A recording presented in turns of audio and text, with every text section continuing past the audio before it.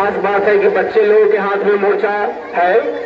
मैंने अभी कुछ देर पहले सर ने कहा कि बच्चे देश के भविष्य हैं और 15 अगस्त जैसा कि आप लोग सब लोग जानते हैं कि हमारा देश आजाद हुआ था, इस पर चर्चाएं हो चुकी है और आगे भी बहुत सारे चर्चाएं होंगी। अभी हमारे पास में अभी अच्छे वक्त विचार रखेंगे। तो 15 अगस्त जनरली सिर्फ एक 15 अगस्त नहीं है, तो एक दिन जो होता है वो सिर्फ एक दिन नहीं होता है, उसके माध्यम से बहुत सारे काम को हम लोग अंजाम देते हैं। जैसे 15 अगस्त से झंडा तोलन करने का नाम नहीं, इससे बहुत सारी बातें होंगी। जैसे झंडा फहरा देना, उसके बाद राष्ट्रीय मिठाई ग्रहण कर लेना, उसके बाद अपने घर चले जाना, ये मसले का हल नहीं है। हम इसके आड़ में बहुत सारे काम को अंजाम देंगे। जैसे अपनी बातों को हम रखेंगे किसके सामने?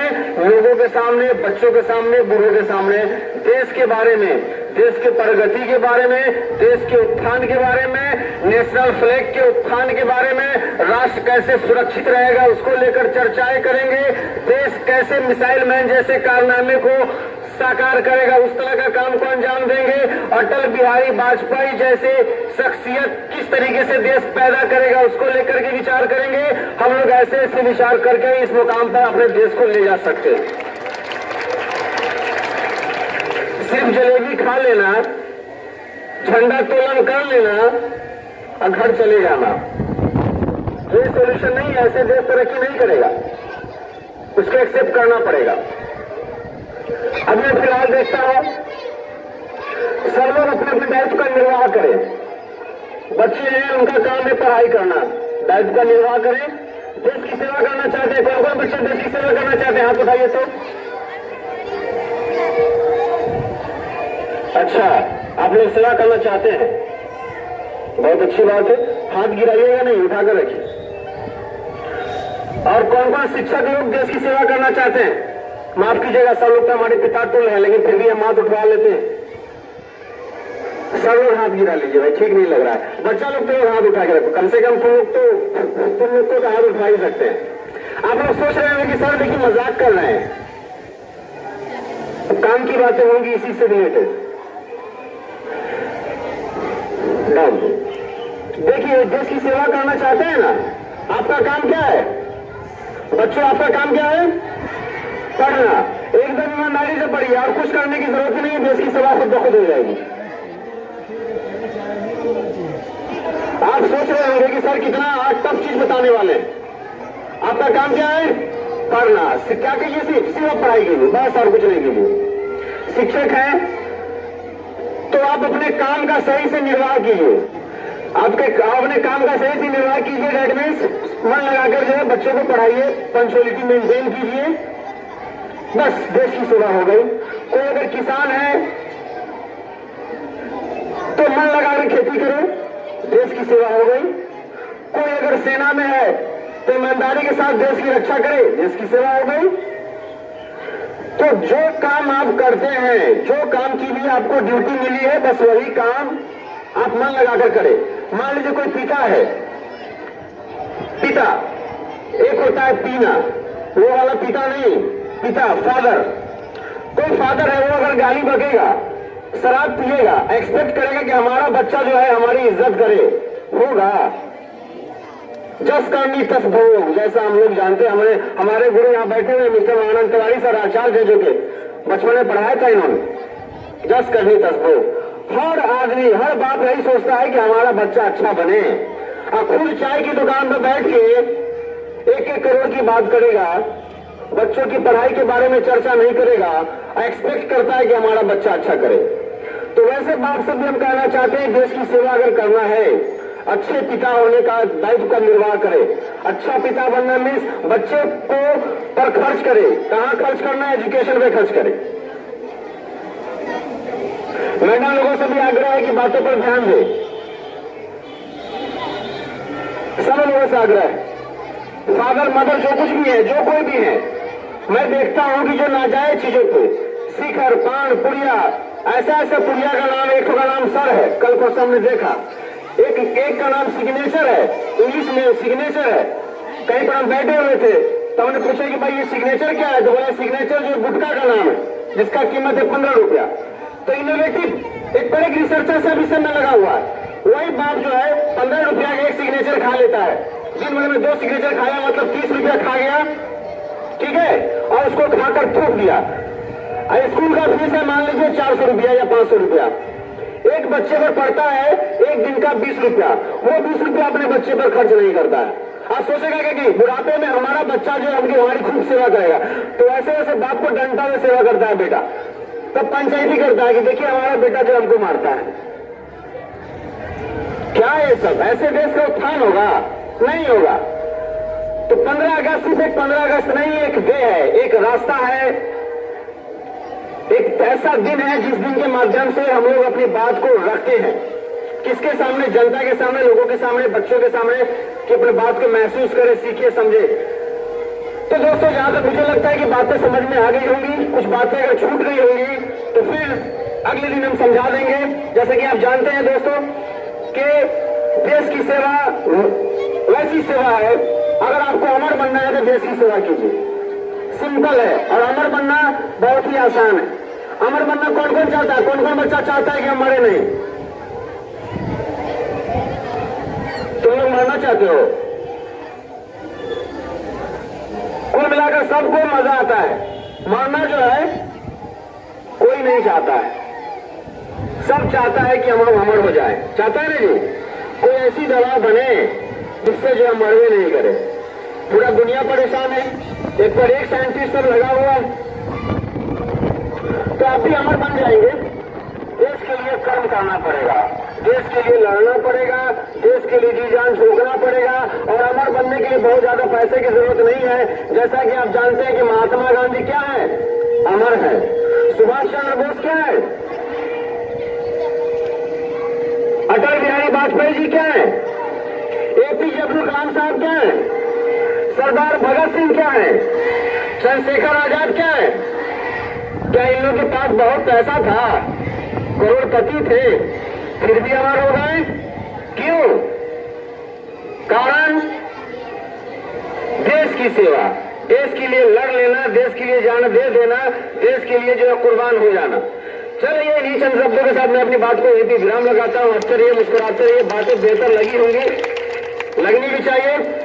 मैं बातें रखता हूं, बहुत पहले मैंने बातें रखा, पेरेंट्स को लेकर रखा, पिता को लेकर रखा, माता को लेकर रखा, बहुत सारे लोगों को बुरा भी लग सकता है, लेकिन मेरा क्या दायित्व है कि बातें अपनी मजबूती के साथ रखना। आप मानिए अथवा नहीं मानिए, मेरा कर्तव्य बनता है कि देश के सामने अपनी बातें तो मजबूती के साथ आज भी रखेंगे, कल भी रखेंगे, क्योंकि जो लड़ता है, जो दुनिया के सामने लड़ता है, दुनिया उसी को प्रणाम करती है, सलाम करती है, उसके सामने दुनिया अपना सर झुकाती है। जय हिंद, जय Bharat.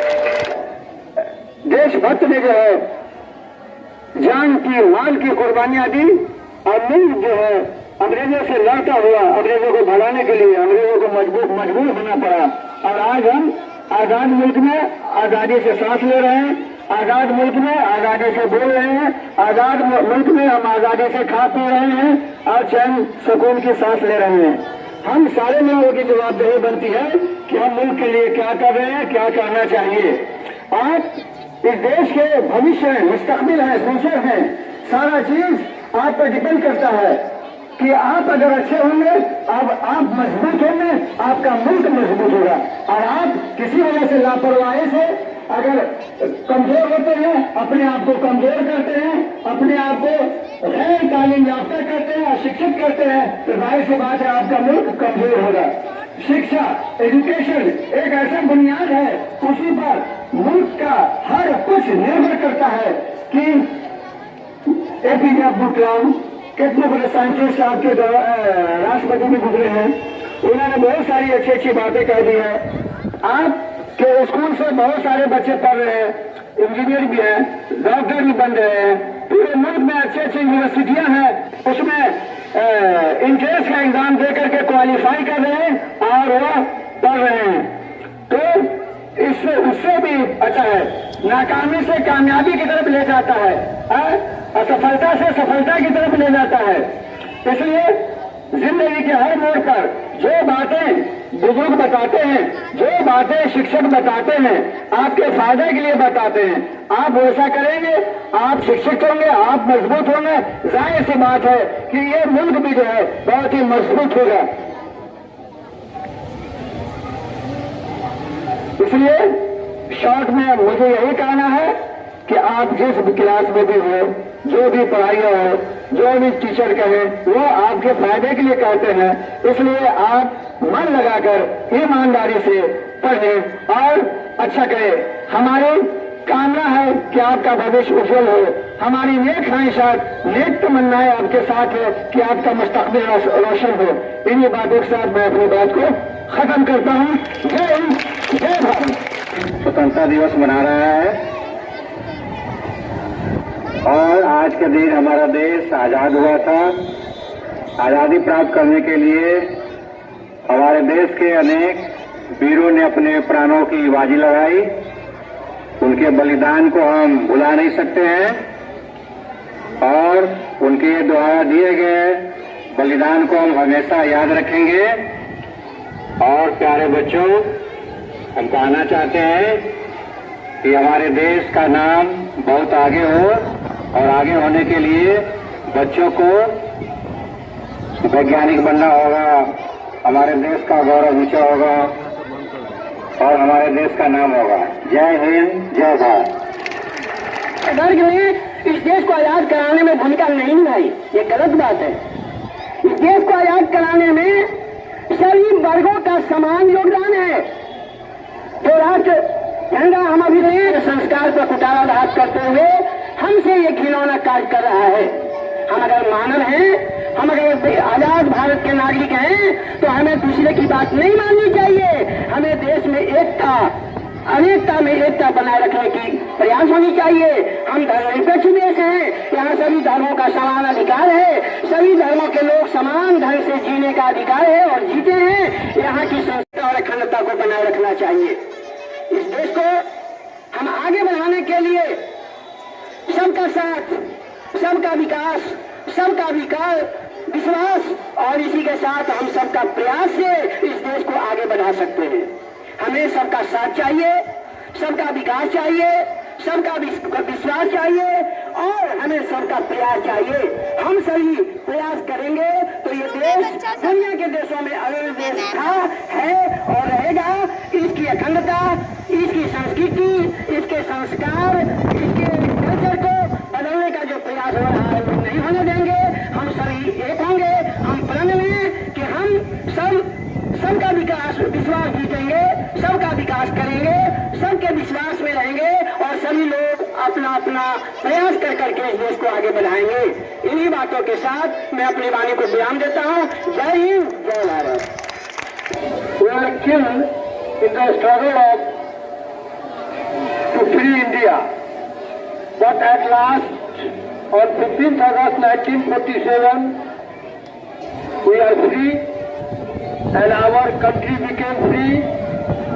And many today our Prime Minister Narendra Modi will hoist the national flag in New Delhi. Our principal also hoist the national flag in Muradpur Public School. जय हिंद, जय भारत।